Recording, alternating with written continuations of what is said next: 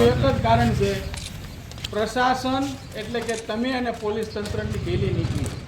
ક્યાં દારૂ બને છે, ક્યાંથી દારૂ આવે છે, પોલીસ તંત્રને બધી ખબર છે, ખુલ્લેઆમ હપ્તા લે છે. આજ વિછેની અંદર છેલ્લા 4 વર્ષની અંદર નાના યુવાનો 50 જણા મરી ગયા, એની વિધવા બહેનો, એનું શોષણ થાય છે. તો યુદ્ધના ધોરણે આજે મેં ખાલી તાકીદ કરવા આવે છે, એની અંદર લખ્યું છે જ્યાં પણ દેશી દારૂ બનતો હોય, ઇંગ્લિશ દારૂ આવતો હોય, તમામ પ્રકારના આટલા બંધ કરો, યુવાનોને બચાવો. ખુલ્લેઆમ પોલીસ હપ્તા લે છે, પોલીસને બધી ખબર છે. આ સામાન્ય પ્રજાને પોલીસ હેરાન કરે છે, પણ દારૂવાળાને દારૂ ચાલુ રહેવા દે છે. અમારી માંગ છે યુદ્ધના ધોરણે દારૂ બંધ થઈ જાય. ત્યાર પછી જો બંધ નહીં થાય 8 દિવસની અંદર, તો અમે જનતા રેડ નાખશું. જનતા રેડની અંદર જે પકડાશે, જે તે વિસ્તારના અધિકારી છે, એને સસ્પેન્ડ કરવા હું અહીં ઉપવાસમાં બેસી જવાનું.